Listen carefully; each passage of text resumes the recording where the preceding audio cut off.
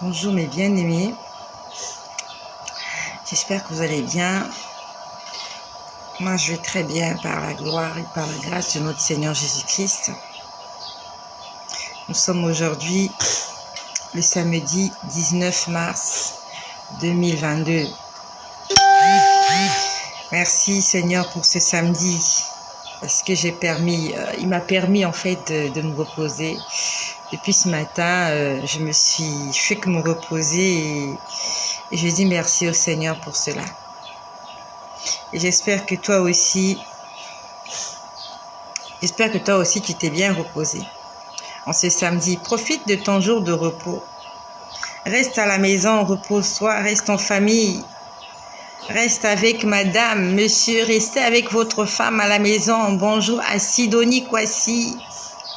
Monsieur, restez avec votre femme à la maison, restez en famille, c'est samedi aujourd'hui. Bonjour à Rayon du Soleil, bonjour à Marie-France Marota. Soyez bénis mes soeurs, soyez bénis. Toute la matinée, je suis restée là, en train de faire du farniente. Tu connais le farniente? C'est le jour de repos, voilà, et on en profite, voilà. Tous les jours, je suis dehors, je vais travailler, je dois faire tout. Aujourd'hui, samedi, j'ai pris la décision de me reposer. Voilà, je me suis reposée. Depuis ce matin, j'ai pas touché de casserole, j'ai pas fait de vaisselle, pas fait de lessive, pas fait de ménage. Voilà, mes sœurs, Mamie, Chanaël, Concha, Émilie Yeboua, Véronique Fercy, Eldora Atim, soyez bénis. Maman Eudoxie, sois bénie. Soyez bénis mes sœurs. Soyez bénis mes sœurs. Obirita Ogadinma. Soyez bénis mes bien-aimés. Soyez bénis. Je suis heureuse de vous voir. Je ne sais pas quelle heure il fait chez vous. Mais chez moi, c'est déjà l'après-midi. Dossa, bonsoir, bonsoir. Ah, la petite puce. Mon disciple qui a donné sa vie hier à Jésus. Elle va bien, elle va bien. Elle était en train de pleurer tout à l'heure.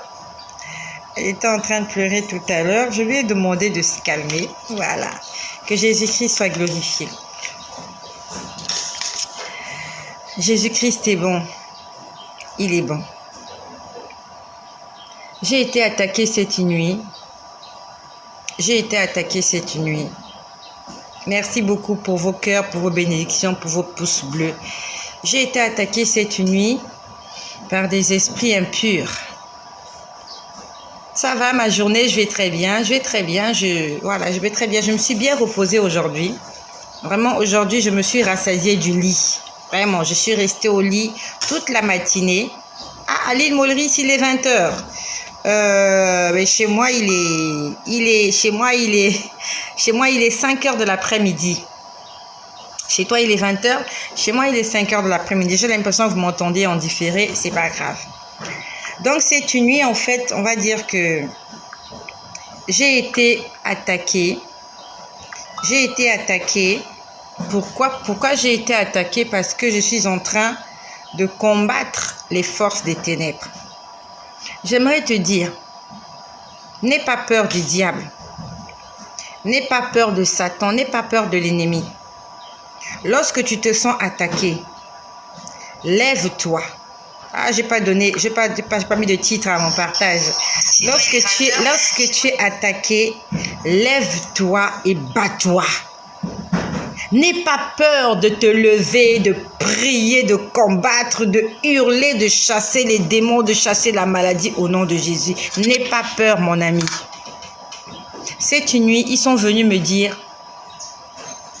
nous allons attaquer tes enfants. Ils sont venus me dire, nous allons attaquer tes enfants. Je vais bien, merci Jotati, je vais très bien. J'espère que tu vas bien aussi. Cette nuit, ils sont venus me dire, nous allons attaquer tes enfants parce que tu nous déranges. Ils m'ont dit qu'ils vont attaquer mes enfants parce qu'ils me dérangent. Ah non, sorry. Ils ont dit qu'ils vont attaquer mes enfants parce que je les dérange. Accroche-toi, n'aie pas peur pour moi. Toi qui as pris la décision d'obéir à Jésus-Christ, accroche-toi, tu as fait le bon choix. Si le monde des ténèbres est en train de chercher à me faire du mal, c'est parce qu'il est en train de te perdre. Tu es en train de lui glisser entre les doigts.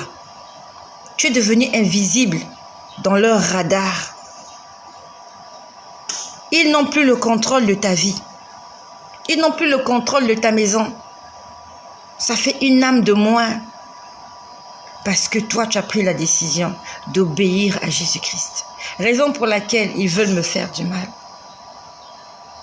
Ils veulent faire du mal à mes enfants. N'aie pas peur pour mes enfants. Dieu va s'occuper de mes enfants. Même moi qui te parle, là, je n'ai pas peur. J'ai un enfant, je ne sais pas là où il a passé la nuit. Je ne sais pas là, où il est.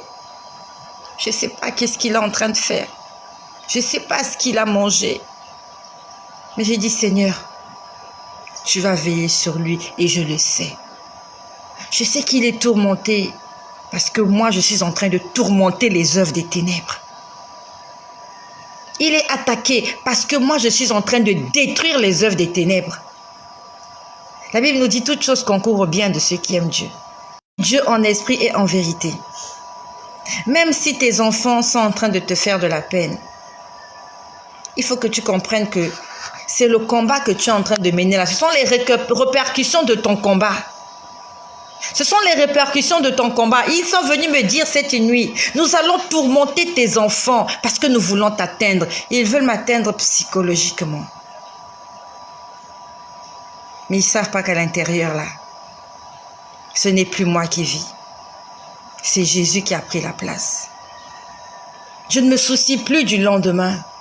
Il a dit, ne vous inquiétez pas du lendemain. Mais en toute chose, faites connaître vos besoins à Dieu par des prières, des supplications. Je n'ai pas peur du lendemain. Je n'ai pas peur du lendemain. Mon lendemain appartient à Jésus-Christ. Ce n'est pas à force de me plaindre, en pleurant, en gémissant, que les choses vont s'arranger. Non. C'est ma foi. C'est ma foi qui va me permettre de tenir ferme. Les pleurs ne vont pas m'aider. Les lamentations, les angoisses, les tristesses, ça ne va pas m'aider. Commencer à faire le tour de la ville en train de chercher là où se trouve l'enfant, ça ne va pas m'aider, ça va me fatiguer. Au lieu d'aller chercher l'enfant, je dirais au Seigneur, Seigneur, toi qui sais toutes choses, va prendre cet enfant là où il se trouve. Ramène-le-moi à la maison. Je n'ai pas la force. Je n'ai pas la force qu'il faut. Quand quelqu'un est porté disparu, vous allez commencer à le chercher où? Tu vas commencer à entrer dans quelle maison? Dans quel appartement? Dans quelle cour? Tu ne sais pas là où est la personne. Laisse Dieu agir dans ta vie. Je commence à avoir soif. Il y a de l'eau à boire. Heureusement que j'ai ma secrétaire qui n'est pas très loin. Je veux le verre aussi. J'ai ma secrétaire, j'ai mon disciple qui n'est jamais trop loin. Mon disciple a donné sa vie à Jésus-Christ hier. Vous avez entendu sa prière hier? Elle a fait sa prière d'acceptation de Jésus-Christ. Je vais boire l'eau. Laissez-moi boire de l'eau. J'aimerais dire à mes ennemis, je bois de l'eau. Je bois de l'eau, mes ennemis. Je suis au courant de vos projets. Je bois de l'eau. À ta santé. Bois de l'eau. Ne bois pas de la bière. Ne bois pas du vin. Ne bois pas du cognac. Bois de l'eau. Ça va te faire du bien.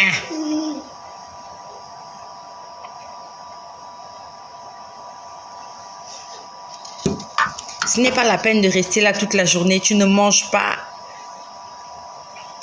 Est-ce que tu penses à telle situation qui ne marche pas? Non, ça ne marche pas. Ça va pas bien. Pourquoi? Pourquoi pas? Pourquoi pas? Remets tout entre les mains du Seigneur. Si tu dois jeûner, tu jeûnes, tu pries. Tu remets tout entre les mains de Dieu et tu le laisses faire le reste. Tout à l'heure, j'étais en train de regarder quelques vidéos comme ça, vite fait sur Facebook. J'ai vu le témoignage d'une femme. Elle a été brûlée. Elle a été brûlée Elle était brûlée par la femme de son oncle. Pour des raisons, en fait, je n'avais pas mis le sang. C'était juste en sourdine. Elle a tout le visage brûlé. Quand je l'ai vue, je me suis dit, mais si c'était moi à qui on avait fait ça? Elle a un visage brûlé. Elle peut s'exprimer, mais elle est méconnaissable. Elle a perdu sa valeur. Le visage d'une femme, elle ne ressemble plus à rien. Elle va à l'école, elle fait ses études, elle a envie d'avoir ses diplômes, elle a envie d'avoir un master et tout cela. Quand j'ai vu cette femme, je me suis dit, même son visage ne l'a pas arrêtée, malgré le fait qu'elle est peut-être rejetée dans la société, qu'elle ne ressemblera jamais à ce à quoi elle aimerait ressembler, mais elle continue d'aller à l'école, elle fait des études, elle se pose selfie. Et pourquoi donc moi je me plaindrais? Moi je peux sortir dans la rue. Je peux sortir dans la rue. Toi tu peux sortir dans la rue. Tu peux te promener librement, tu peux faire tes courses librement, sans pourtant que les gens se regardent 2 fois, sans pourtant que les gens se retournent 2 fois pour te regarder, pour te dévisager, pour comprendre qu'est-ce qui est arrivé à ton visage. Il y a des gens qui ne peuvent pas sortir la journée. Il y a des gens qui ne peuvent pas s'afficher publiquement parce que leur physique choque les âmes. Toi, tu te plains, regarde. Est-ce que ton physique choque des gens? Mon ami, dis merci à Jésus, même si les choses ne marchent pas. Tu peux aller déposer un CV quelque part. On peut te prendre parce que tu es normal, tu as l'air normal. Tu as 2 yeux, tu as un nez, tu as une bouche, tu as l'air normal, même si tu as un cœur meurtri. Si tu avais un œil en moins, si tu avais une oreille en moins, si tu avais été brûlé dans ton enfance, si tu avais un pied en moins, quand tu vas sur les réseaux sociaux, va voir des choses qui vont te pousser à dire merci à Dieu pour ta situation. Tu es une belle femme, tu te plains. Il y a des femmes qui n'auront jamais ton visage. Tu as du travail, tu te plains. Il y a des gens qui n'auront jamais le travail que tu as, même s'il est mal rémunéré, mais ça te permet au moins de ne pas mourir de faim. Dis merci à Jésus pour cela. J'ai vu cette femme-là avec un visage brûlé. Va sur YouTube, tu vas voir des choses incroyables. Des phénomènes. Des frères siamois, des siamois. Toi là, tu es siamois. Tu es siamois. Et aujourd'hui, tu te plains, tu dis que Dieu ne t'aime pas. Tu es siamois. 2 personnes dans un même corps. L'autre la tête à gauche, l'autre la tête à droite. Mais non, mais dis-moi, quel est ton avenir si tu ressemblais à ça? Est-ce que tu es obèse? De quoi souffres-tu? Quelle est la maladie que tu as? Quel est le problème que tu as qui fait que la société t'a rejeté aujourd'hui au point où tu maudis Dieu, tu dis que Dieu ne t'aime pas, ça ne va pas dans ta vie. Non mais va te mirer mon ami. Même si tu as un gros nez, mais quelque part quand tu te promènes dans la rue, les gens ne s'arrêtent pas parce que tu as un gros nez. Ton gros nez quelque part il passe inaperçu, même si on t'appelle, je sais pas moi, Michael Jackson. Même si on te dit que tu as un nez comme Michael Jackson avant qu'il ne commence la chirurgie esthétique.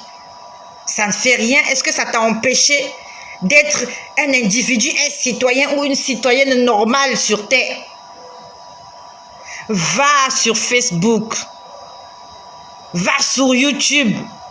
Va regarder des choses qui vont te pousser à dire, Seigneur, j'ai des problèmes. Mais ça là, le problème de la femme là, ça c'est trop.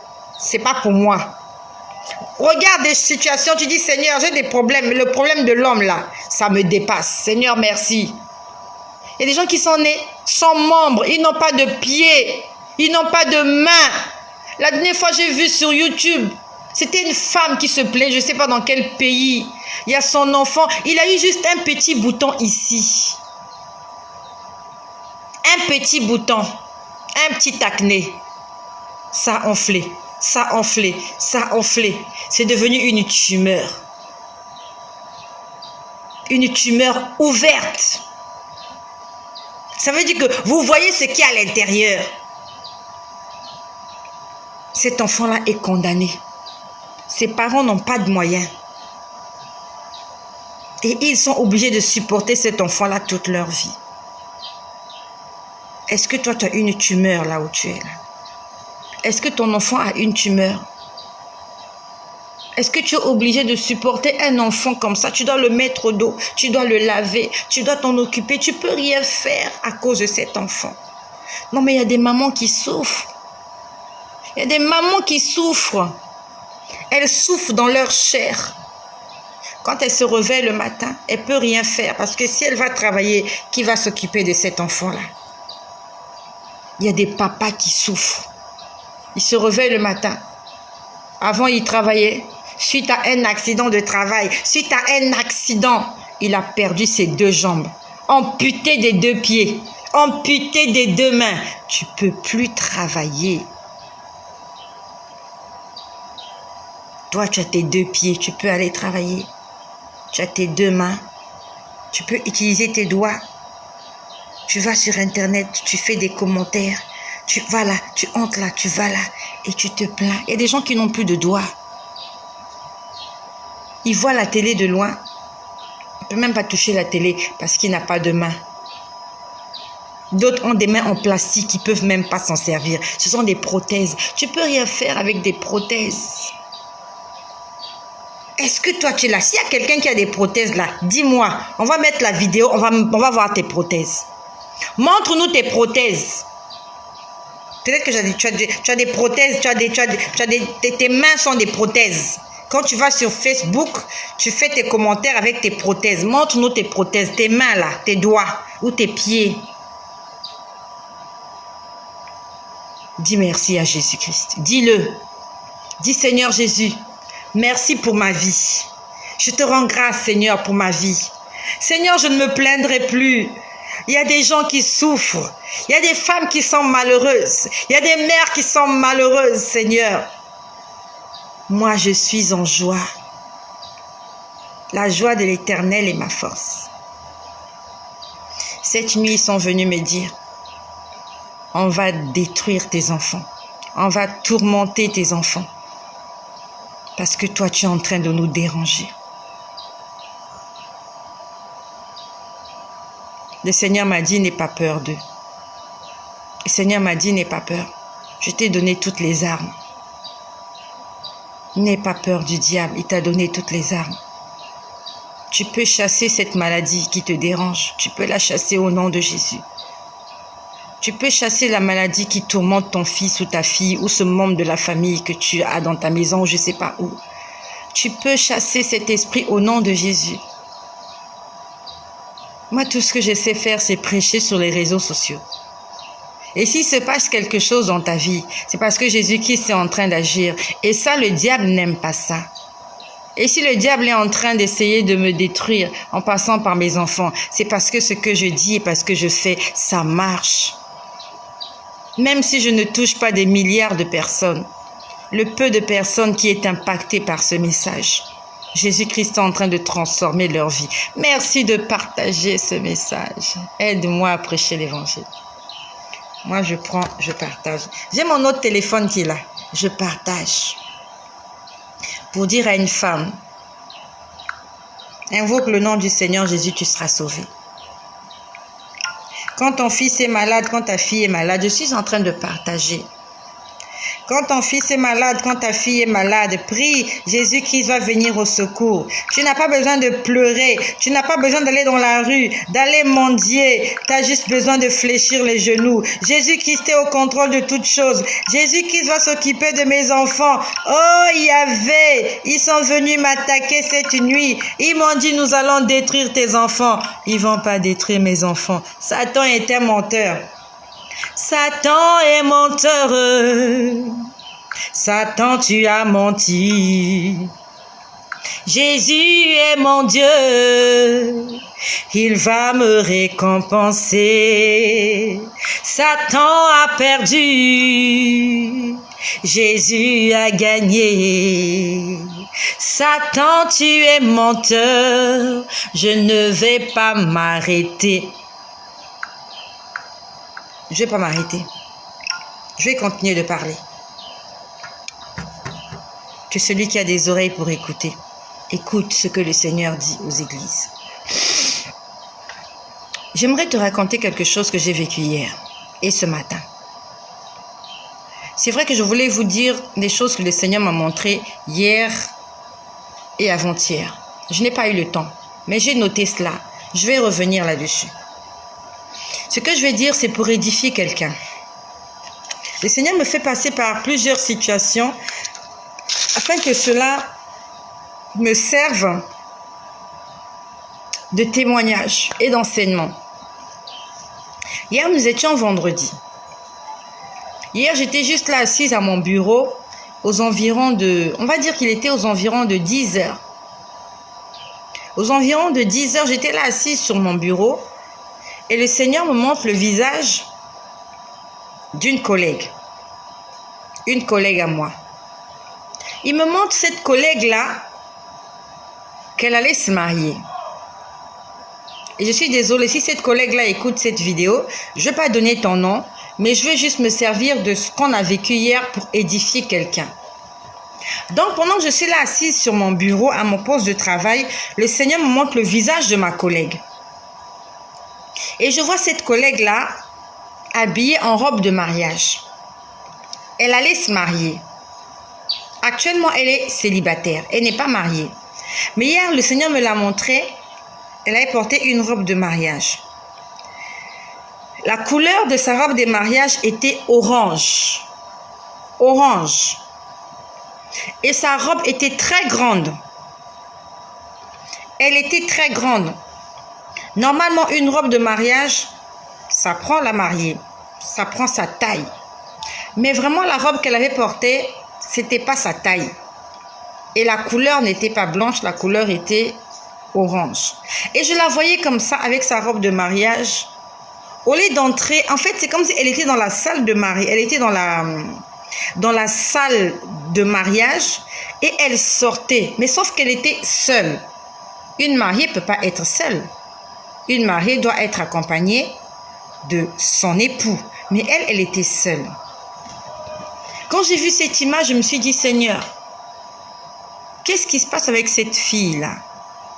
C'est ma collègue. J'ai dit, Seigneur, qu'est-ce qui se passe avec cette collègue-là? J'ai dit, je vais lui poser la question. Est-ce qu'elle veut se marier? Dès que je me lève, je sors de mon bureau. Nous nous croisons au couloir. Elle est célibataire, elle n'est pas encore mariée. Actuellement, elle est célibataire, elle n'est pas mariée. Quand je dis qu'elle est célibataire, elle n'est pas mariée, voilà. Elle est célibataire. Je la croise au couloir.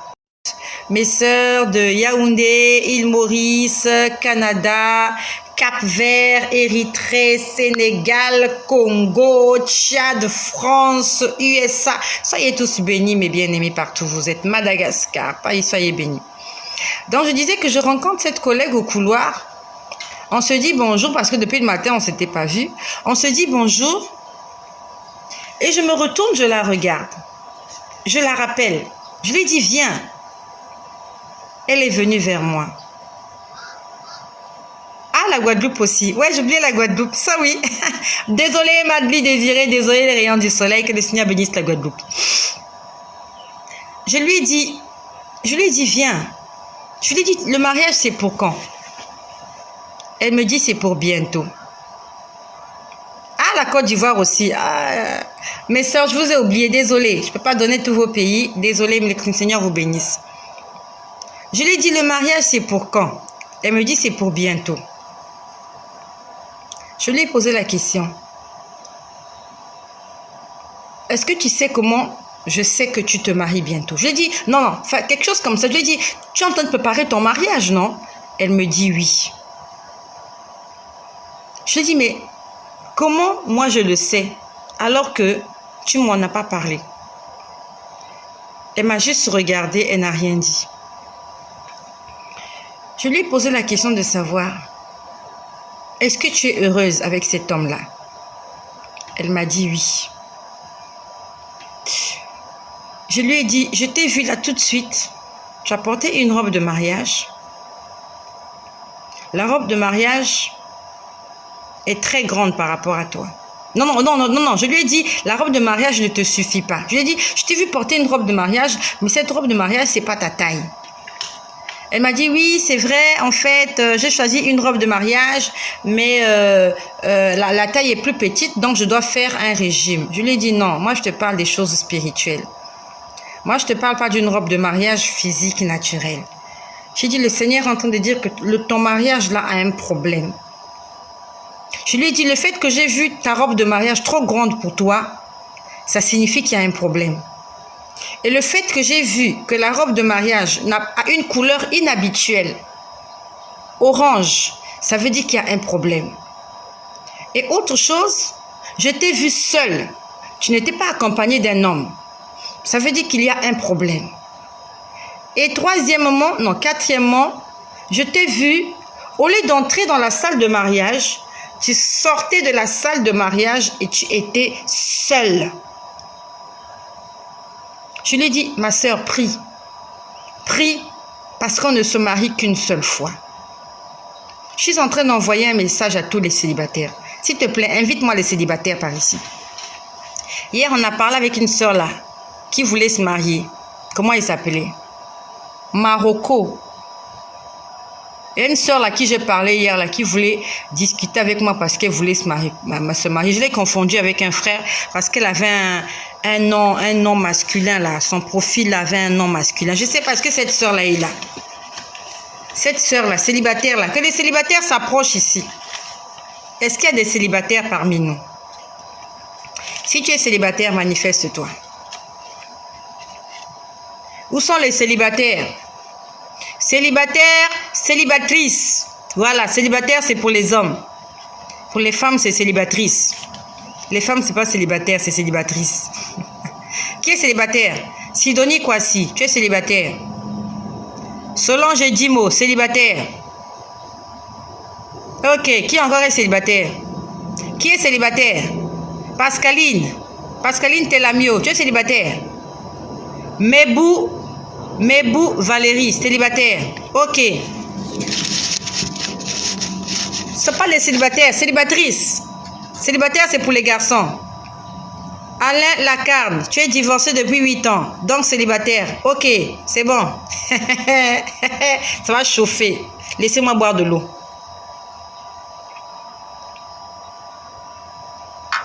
Alors, ok. Donc, ce que je veux dire là, ça concerne les célibataires et les célibatrices et les divorcés.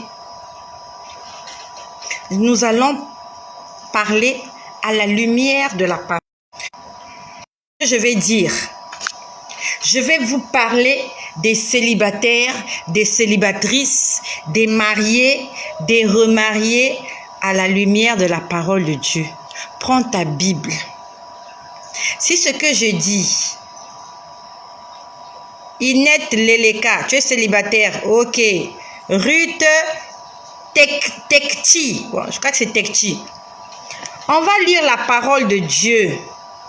Nous allons lire la parole de Dieu. Grâce Pangou, ok. Les célibatrices. Hier, j'ai parlé à une célibatrice qui veut se marier. Quand je lui ai dit ce que j'avais à lui dire, elle est partie. Je suis allée dans mon petit coin où j'ai l'habitude de méditer. Au départ, je n'ai pas voulu approfondir le sujet. Je me suis dit, bon, écoute, quelque chose dans mon cœur m'a dit, je t'ai montré ça pour que tu l'avertisses. J'aimerais te dire, ma sœur, toi qui n'es pas encore mariée, le Seigneur ne veut pas que tu entres dans un foyer où tu vas souffrir. Ne sois pas pressé de te marier.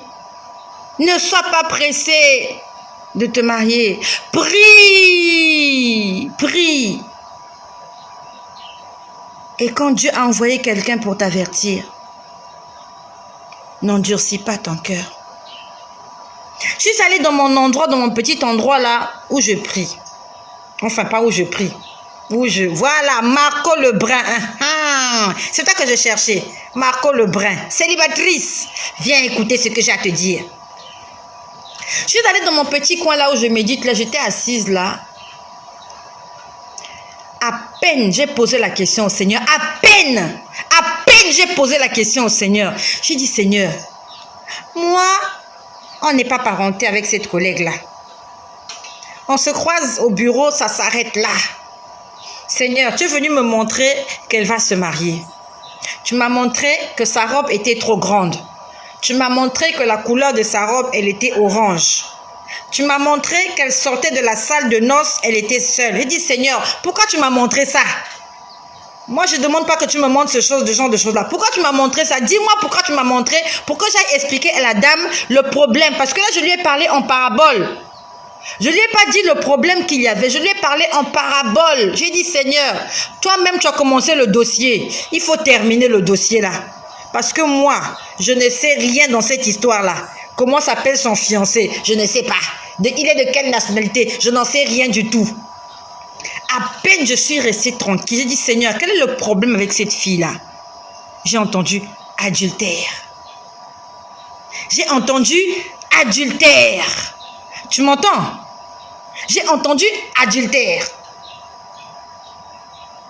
À peine j'ai posé la question. J'étais juste là tranquille, je réfléchissais. En fait, je réfléchissais charnellement. J'essayais de comprendre. En fait, je savais qu'il y avait un problème avec son mariage. J'essaie de comprendre. J'ai dit, Seigneur, c'est quoi le problème avec elle? J'ai entendu de cette oreille-là, quelqu'un m'a chuchoté adultère. Je me suis levée. À peine, ça n'avait même pas fait 2 minutes. Je me suis levée, je suis allée à son bureau. Elle discutait avec un autre collègue. J'ai attendu que ce collègue-là puisse partir. Je me suis dit, il faut que je règle ce problème-là aujourd'hui, de peur que je n'oublie. Je me suis penchée vers elle. Elle était assise. Je lui ai dit, dis-moi, tu es vraiment heureuse? Elle me dit oui. Je lui ai dit, est-ce que cet homme-là est marié? Elle me dit non. Je lui ai dit, est-ce qu'avant toi, il y avait une femme? Elle me dit oui. J'ai posé la question, est-ce qu'il était marié à cette femme? Elle m'a dit oui. Donc, cet homme-là était marié. Il s'est séparé de sa femme. Comme mon frère tout à l'heure là, il y a mon frère qui a écrit là, divorcé. Donc, c'est un frère qui est divorcé. En face de la loi humaine, de la loi des hommes, il est libre d'aller se mettre en couple avec une autre femme, n'est-ce pas? Voilà. Le tribunal, les hommes là, ces hommes de la loi nous ont dit, si tu es divorcé, toi, toi. J'ai eu un problème de connexion, donc je vais répéter. Parce que ce que j'ai dit, je suis en train de suivre là, il y a eu la connexion qui était coupée. Les hommes de la loi, les avocats, les juges, tout ce monde-là que vous connaissez, ils nous ont dit que si ton mariage ne va pas bien, ça n'arrive, en fait, vous ne vous entendez plus, vous pouvez divorcer. Et quand tu es divorcé, tu as le droit de te remarier. C'est ce que les hommes nous ont dit. Mais qu'est-ce que Dieu dit au sujet de ce genre de personnes? Parce que moi, hier, le Seigneur m'a dit que c'est un mariage adultère. Et je pouvais les voir, monsieur et madame. Quand le Seigneur m'a dit adultère, je les ai vus tous les deux, très distants. J'ai vu la dame ici, j'ai vu le mari ici. Je vous fais voir l'écart entre les deux. Et on les a liés par la bouche. Donc je pouvais voir un fil. Bon, comment je peux dire? Un fil, c'est peut-être trop dire. Comment je peux dire ça? Une intercession, voilà. Donc c'est comme si on les a mis là tous les deux. Il y avait un fil qui quittait la bouche de la dame, qui venait ici. Un autre fil qui quittait la bouche du monsieur, qui venait ici. Ça formait comme un bisou. J'essaie de t'expliquer ce que j'ai vu. Hein, je sais pas moi, il y a quelqu'un qui m'a fait un bisou tout à l'heure là. À quoi ressemblent les bisous? Attends, on va un peu chercher. Je vais te dire ce que le bisou là, le dessin du bisou. Le dessin du bisou. Il y a plein de dessins de... Vous voyez, je ne sais pas si tu vous comprenez quand je dis dessin du bisou. Alors, est-ce qu'il y a des dessins de bisous ici? Bref, je ne sais pas. Mais je sais que tu comprends. Dans les stickers là, il y a des dessins où tu fais bisous à quelqu'un. Voilà. Merci Pascaline Telamio. Exactement. Donc, on était en train de lier la bouche du monsieur avec la bouche de la dame par un fil. Et au niveau où les deux fils se croisaient, merci Marie-France Marotta. Ça, c'est le bisou. Voilà. Voilà. Ça ressemblait à ça. Je n'étais pas encore... Maintenant, Jésus m'a pardonné, mais je ne trouve personne. Bonjour bien-aimé. Je vais te partager ce que j'ai reçu avant le jeûne. Ah, ma soeur, on va venir après tout à l'heure, s'il te plaît. Gisèle Kofi. Gisèle Kofi, on en parlera tout à l'heure, s'il te plaît. Tout à l'heure, s'il te plaît. Alors, par la grâce du Seigneur, je reviendrai. On va en parler. Donc, le Seigneur me montrait que leurs deux bouches, quand ils se liaient, en fait, ça formait le bisou. Et on me disait, ils se retrouvent ici seulement. Ils se retrouvent ici. Donc, ça veut dire que le point commun entre ces deux personnes, c'est juste leur intimité. Ça veut dire que dans leur intimité, quand ils sont dans leur intimité, j'aimerais pas entrer dans les détails. Peut-être qu'il y a des enfants qui vont tomber dans cette vidéo. Bon, je suis aussi entourée des enfants. Je sais que tu me comprends. La dame et le monsieur se retrouvent seulement quand ils font l'acte là. Quand ils font cet acte-là, ils sont heureux. En dehors de cet acte-là, ils ne sont pas heureux. Il n'y a rien de commun entre eux. Donc, ils se retrouvent seulement là. Je suis allée, c'est à ce moment-là que j'ai entendu adultère, voilà. Donc, je suis allée voir la dame. Elle m'a dit, oui, je lui posais les questions parce que je voulais comprendre pourquoi le Seigneur m'a dit adultère. Elle me dit, oui, le monsieur était marié et que voilà, il s'est séparé de sa femme et que bon, il a rencontré cette dernière et ils aimeraient vivre ensemble. Il y a des enseignements que ceux qui ne sont pas élus ne peuvent pas comprendre. Il y a des choses quand tu n'es pas rempli du Saint-Esprit, tu vas le lire dans la Bible, mais tu ne comprendras pas, tu ne feras même pas attention. Il y a des messages. Il faut avoir, comment je peux dire ça? Il faut avoir une certaine connaissance de la parole pour accepter ça. Je te laisse ouvrir le livre de Marc. Est-ce que tu as ta Bible avec toi? Moi, j'aime quand tu as ta Bible pour qu'on lise, qu'on ne dise pas que c'est moi qui ai inventé. Va ouvrir le livre de Marc. Marc, c'est le Nouveau Testament. Nous sommes dans le livre de Marc. Nous sommes au chapitre, je crois que c'est Marc. Alors la Bible, c'est un labyrinthe.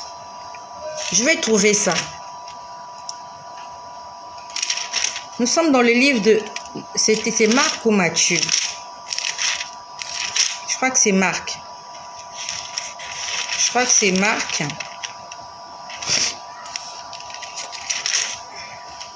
Alors, est-ce que c'est 10? D'accord. Nous sommes dans le livre de Marc, au chapitre 10, au verset 11. Il est écrit ceci. Il leur dit, c'est Jésus-Christ qui parle à ses disciples. Il leur dit, celui qui répudie sa femme et qui en épouse une autre commet un adultère à son égard. Ça veut dire que si tu es divorcé, tu vas te mettre en couple avec quelqu'un d'autre, tu commets l'adultère. Ça, c'est Jésus-Christ qui a dit. Toujours Marc au chapitre 10 au verset 12. Et si une femme quitte son mari et en épouse un autre, elle commet un adultère. C'est Jésus qui a parlé. On peut aussi le lire dans le livre de 1 Corinthiens. Tu connais 1 Corinthiens. Là, on a lu dans Marc. Je vais te dire que la Bible parle de cette situation-là partout. Sauf qu'on n'a jamais lu. On n'a jamais lu parce qu'on n'est pas intéressé par la Bible. Nous allons partir dans le livre de 1 Corinthiens. Dans 1 Corinthiens au chapitre 7. Va ouvrir avec moi 1 Corinthiens chapitre 7. Tu connais là où se trouve 1 Corinthiens? C'est dans le Nouveau Testament. Lorsque tu quittes Marc, tu tournes les pages, tu tombes à Jean, tu tombes à Jean, tu tombes à Actes, tu tombes à Romains, après tu tombes dans 1 Corinthiens. 1 Corinthiens chapitre 7. Il est écrit ceci. Au verset 10.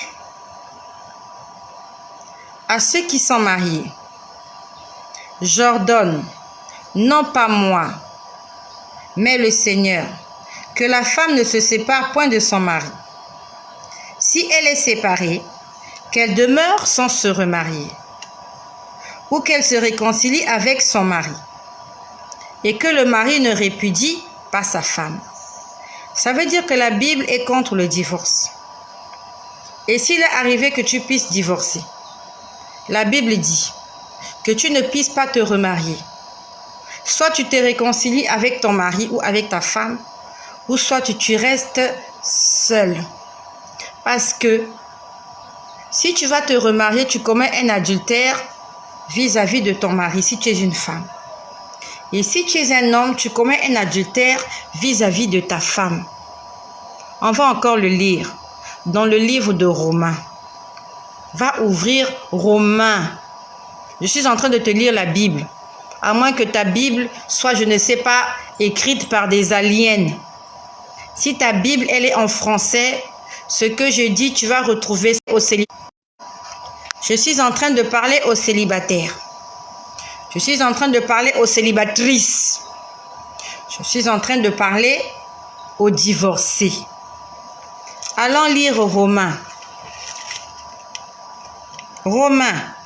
Tu sais là où se trouve Romains? Hein? Romains, c'est après les Actes des Apôtres.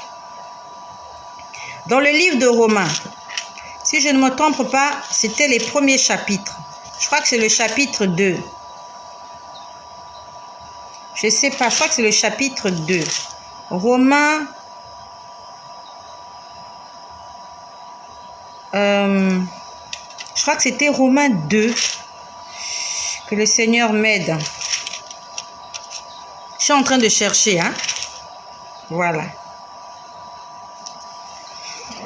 Alors, je crois que c'était Romains 2. Je crois que c'était... Non, c'est le verset 2. Romains 7. Romains 7.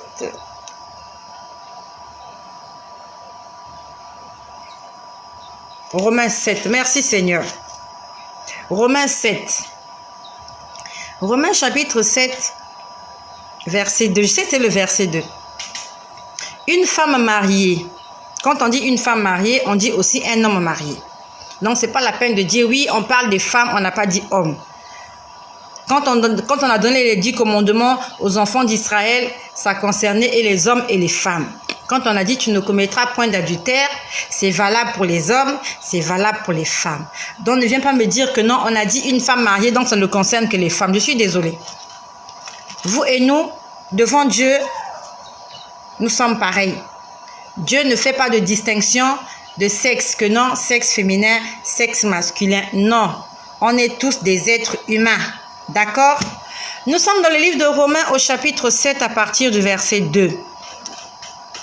Une femme mariée est liée par la loi à son mari, tant qu'il est vivant. On va aussi remplacer femme par homme. Un homme marié est lié à sa femme par la loi tant qu'elle est vivante. Ok. Et si le mari meurt, Elle est dégagée de la loi qui l'a liée à son mari. Aux hommes, je veux dire.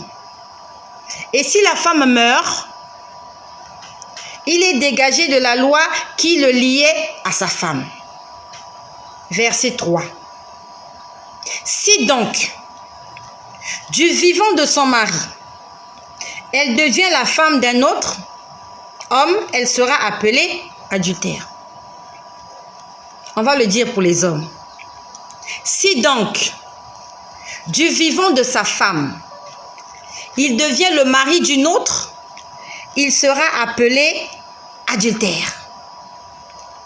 Mais si le mari meurt, elle est affranchie de la loi de sorte qu'elle n'est point adultère en devenant la femme d'un autre. On va le dire aussi aux hommes. Et si la femme meurt, il est affranchi de la loi de sorte que il n'est point adultère en devenant le mari d'une autre. Raison pour laquelle hier le Seigneur m'a dit que cette collègue-là vit dans l'adultère. Parce que cet homme-là, qui est séparé de sa femme, Dieu considère toujours qu'ils sont mariés. Ils sont mariés. Si tu étais marié, tu as divorcé, tu t'es mis en couple avec quelqu'un d'autre et que ton premier mariage, cette personne-là n'est jamais décidée. Quand Dieu te regarde, il t'appelle adultère. C'est pas moi qui l'ai dit, c'est la Bible qui le dit. Mes jeunes sœurs, si un homme divorcé vient te faire la cour, ne lui donne même pas ton numéro de téléphone.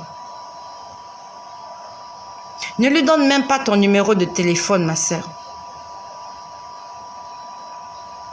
Arrête cette relation tout de suite. Sinon, un jour, tu vas comparaître devant le tribunal de Dieu, devant la porte du ciel. On va t'appeler adultère. Ce verset-là, ça me condamnait moi aussi, parce que moi aussi, j'étais là-dedans. Je n'ai jamais eu honte de le dire. Pour ceux qui ont écouté mon témoignage, j'étais là-dedans, dans ce verset-là. Dieu m'appelait adultère. J'ai dit, Seigneur, pourquoi tu m'appelles adultère? Ça, c'est quelque temps après ma conversion. Dieu est venu me convertir en décembre 2017. Il a commencé par mon extérieur. Il a commencé à me demander de me débarrasser de ma parure extérieure. J'ai obéi. Et un jour, il m'a dit adultère. J'ai dit, Seigneur, pourquoi tu m'appelles adultère? J'ai dit, mais Seigneur, je suis mariée. Je suis une femme mariée. Le Seigneur m'a dit, va lire 1 Corinthiens. Ce que je te dis là, c'est authentique. Il m'a dit, va lire 1 Corinthiens. J'ai commencé à lire 1 Corinthiens. J'ai dit, mais Seigneur, je suis là dans Éphésiens. La voix insistait. Va lire 1 Corinthiens. Va lire 1 Corinthiens. Va lire 1 Corinthiens. La voix avait tellement insisté. Je suis repartie lire 1 Corinthiens alors que j'étais déjà dans Éphésiens. J'étais dans cette chambre-là. Je me rappelle bien, c'était un midi. C'était au début de ma conversion. Je revenais à la maison pour prier parce que je n'avais pas un endroit où prier au bureau. Donc, tous les midis, je quittais le bureau, je repartais à la maison parce que le Seigneur me disait, tu dois prier comme tu manges, matin, midi, soir. Ce midi-là, je suis revenue à la maison. Je me suis entrée dans cette chambre-là. Là, je vous parle, je suis dans ma chambre. J'étais assise sur la chaise qui est juste là. J'ai une chaise qui est juste là. Ce n'était pas cette chaise-là, je ne l'avais pas encore. J'étais assise ici. J'étais en train de lire 1 Corinthiens. Ça fait déjà un moment que j'ai commencé à lire 1 Corinthiens. J'arrive à 1 Corinthiens chapitre 7, comme je vous ai dit tout à l'heure, au verset 10. Que la femme ne se sépare point de son mari. Et si elle est séparée, qu'elle reste sans se marier, ou alors qu'elle aille se réconcilier avec sa femme. J'ai dit, Seigneur, je n'ai jamais lu ce verset-là. Pourtant, j'avais déjà lu la Bible 2 fois. J'ai dit, Seigneur, je n'ai jamais lu cette... Il m'a dit, je t'appelle adultère. Le Seigneur m'a dit, je ne peux pas changer ma parole à cause de toi. Ce qui est dit est dit. Ce qui est écrit est écrit. Dieu ne changera pas la Bible parce que toi, il faut que tu te retrouves. Parce qu'il faut que ça puisse correspondre à ta situation. La Bible, on nous dit, toutes choses passeront, mais la parole de Dieu ne passera pas. C'est-à-dire que ce qu'il a dit, il ne peut pas aller à l'encontre de ce qui est écrit ici. Ce qui est écrit ici est scellé, c'est fini, c'est condamné. Ça peut arriver que tu reçoives une prophétie que Dieu te va te dire que tu vas mourir demain. Mais ce n'est pas écrit dans la Bible. Ça veut dire que si tu te confesses, si on prie pour toi, Dieu peut rallonger tes jours. C'est vrai, Dieu a parlé. Mais il peut changer par rapport à la situation ou à ton attitude. Mais ce qui est écrit ici, Dieu ne peut plus changer ça. Dieu ne peut plus changer ce qui est écrit ici. C'est terminé. C'est pour ça qu'il est écrit dans Apocalypse 12, verset, je crois, 18. Maudit soit celui qui ajoutera ou qui enlèvera quelque chose. C'est quelque chose de scellé. On ne peut pas modifier ce qui est là. Comme toi aussi, je me suis posé la question, est-ce que Dieu ne peut pas avoir pitié de moi dans ma situation? S'il y a une chose que Dieu ne sait pas faire, c'est ne pas obéir à sa parole. Quand il a dit, devant sa parole, il ne peut pas changer. Il peut modifier ton destin, il peut arranger des choses. Mais ce qui est écrit dans la Bible, s'il a dit qu'un menteur n'entrera pas, le menteur n'entrera pas. Je suis désolée. J'ai demandé au Seigneur de trouver une formule pour moi. Il m'a dit, il n'y a pas de formule pour toi. Tu dois te soumettre à ce qui est écrit. J'ai pleuré. J'ai pleuré. Si tu n'as pas écouté mon témoignage, va l'écouter. Je sais que ça fait longtemps. Tu ne pourras pas retrouver cette vidéo. J'ai pleuré. J'ai dit, Seigneur, mais cet homme m'a épousée. Il m'a épousée. C'est mon mari. Le Seigneur m'a dit, c'est pas.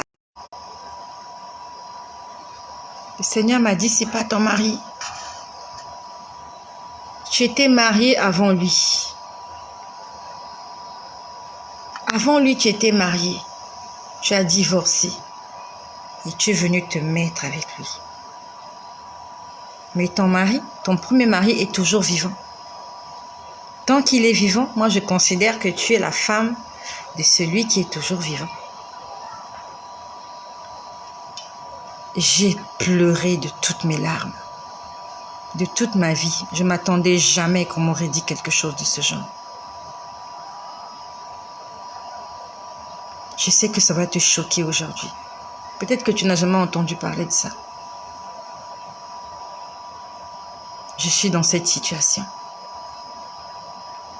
Et tu sais ce qui m'est arrivé. Le Seigneur m'a dit, c'est cet acte-là qui vous condamne. C'est cet acte-là qui nous condamne. Tant qu'il n'y a pas cet acte-là, Dieu ne me condamne pas. C'est l'acte sexuel qui nous condamne. Je ne sais pas si tu es prêt à vivre dans la chasteté.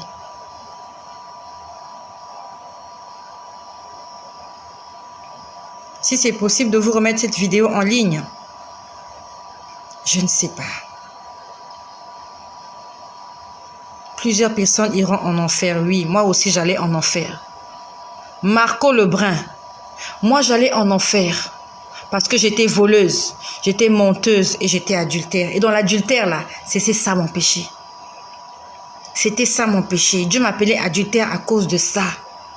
Si tu as envie de croire à cela, gloire à Dieu. Si tu trouves que ce sont des balivernes, que ce que je viens de raconter, c'est pour mettre fin à ton mariage, va prier que Dieu puisse te convaincre du péché, de justice et de jugement. Le Seigneur m'a dit, aucun adultère n'entrera chez moi. Aucun adultère. C'est pour ça que dans le livre de Josué, au chapitre 1, au verset 9, il est écrit que ce livre de la loi ne s'éloigne point de ta bouche. Médite-le jour et nuit. Mon peuple meurt parce qu'il lui manque la connaissance. Pourquoi nous n'avons pas la connaissance? Premièrement, parce qu'on ne lit pas. On ne lit pas la Bible. Si on avait lu la Bible, on allait lire ce verset. Non seulement qu'on ne lit pas, On ne médite pas. Il y a d'autres qui lisent. Tu lis la Bible comme si c'était le harlequin. Tu lis la Bible comme si c'était le nous deux. Tu as connu le nous deux dans le temps là, nous quand on grandissait, nos grandes sœurs lisaient le nous deux. C'était des romans d'amour. Tu lis la Bible comme le harlequin. La Bible, on ne le lit pas comme le harlequin. La Bible, tu lis un verset. Tu commences à réfléchir, qu'est-ce que le verset là signifie? Qu'est-ce qu'on veut t'expliquer dans ce verset? Sauf que nous, on lit. Tu fais la course avec qui? Si tu lis la Bible comme je ne sais pas, tu ne comprendras pas. Et dans les églises, on ne nous prêche pas ça. Dans les églises, soyez bénis, amen. Soyez restaurés, amen. Reçois ton mariage, amen. Soyez, amen. Tu iras à Paris, amen. Tu vas aller à New York, amen. Ne suivons pas la foule, même si le pasteur ne prêche pas. Toi-même dans ta maison, va lire. Non seulement tu lis, tu consultes Dieu. Seigneur, est-ce que je peux me mettre en couple avec cet homme-là? Dieu te dira non. Tu laisses. Parce que Dieu sait que cet homme-là, il était marié quelque part, sa femme est toujours en vie. Et que si toi tu te mets avec lui, tu as pris le mari de trui. Pourtant, ce n'est pas ta faute, tu n'étais pas au courant. Mais comme tu n'as pas consulté Dieu, tu as vu l'argent, il a l'argent, il est gentil, il fait des choses bien. Moi, je tombais en enfer parce que j'étais adultère. Que celui qui a des oreilles pour écouter, écoute. Si tu n'as pas des oreilles pour écouter, va lire la Bible, va la méditer, va interroger Dieu et il te répondra. Je t'ai donné les versets. 1 Corinthiens, chapitre 7, verset 10. Marc, je crois que c'est le chapitre, j'ai oublié Marc, j'ai donné Marc. Voilà. Et Romains 7, 12. Tu es divorcé. Soit tu vas te réconcilier avec lui ou avec elle, soit tu restes seul, ou soit vous restez ensemble, mais plus de rapports sexuels. Voilà. On ne se touche plus. C'est à prendre ou à laisser. Moi, j'ai pris la dernière option. Pas moi, on a décidé de prendre la dernière option. C'est pour te dire, mon ami, c'est possible de vivre dans la chasteté. Qui t'a dit que tu ne peux pas vivre dans la chasteté? Je suis venue te faire entrer dans mon intimité.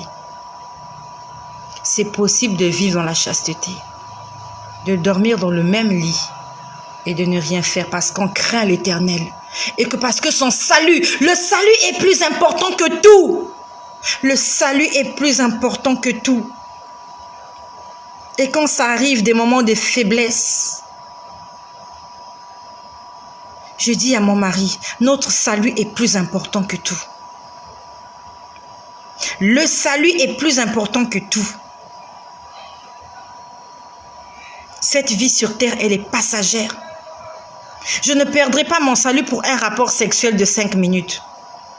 Je ne perdrai pas mon salut pour une jouissance de 2 secondes. L'éternité m'attend. La Bible nous dit, le royaume des cieux est forcé. Ce sont les violents qui s'en emparent. Je me fais violence. Toi, tu es là, tu n'es même pas marié.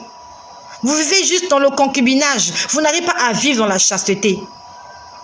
Elle vit au nord, tu vis au sud. Vous n'arrivez pas à vivre dans la chasteté. Toi, tu sais par quoi moi je passe.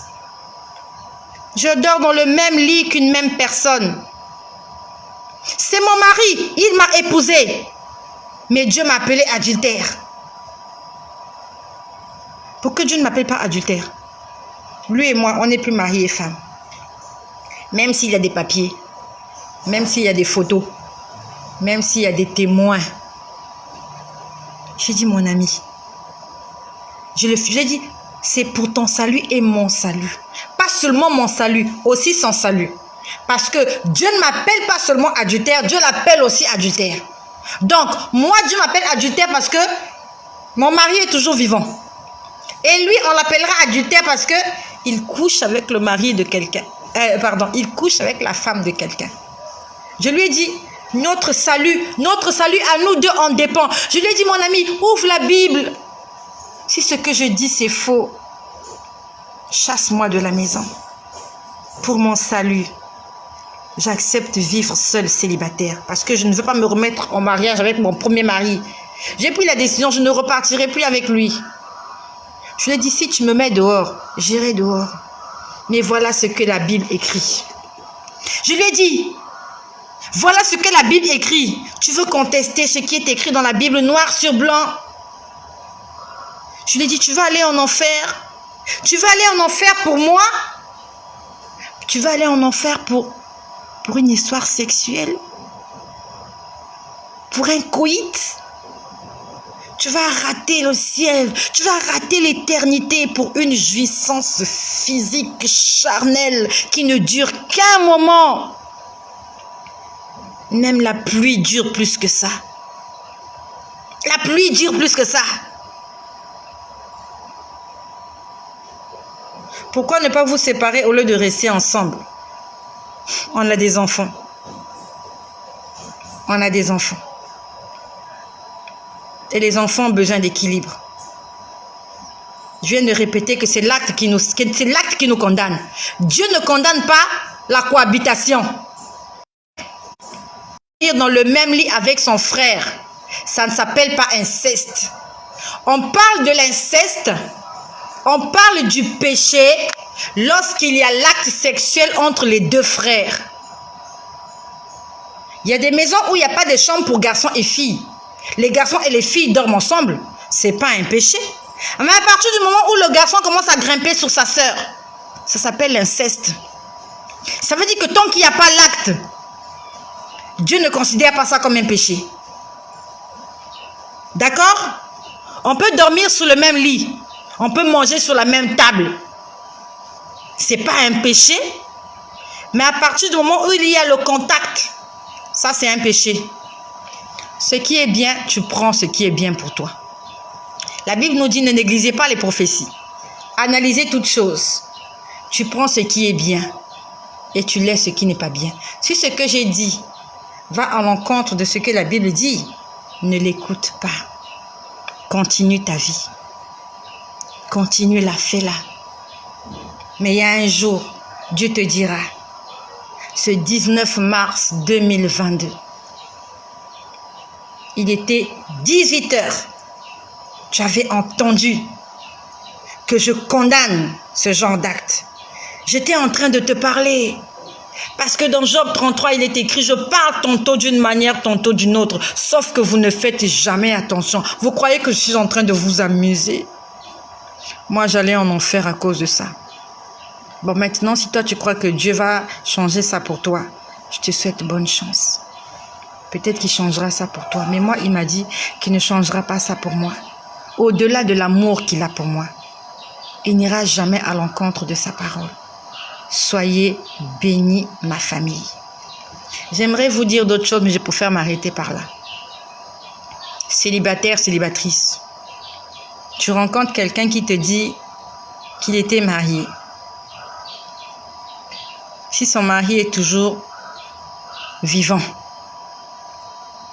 si sa femme est toujours vivante, coupe la relation. Coupe-la, s'il te plaît.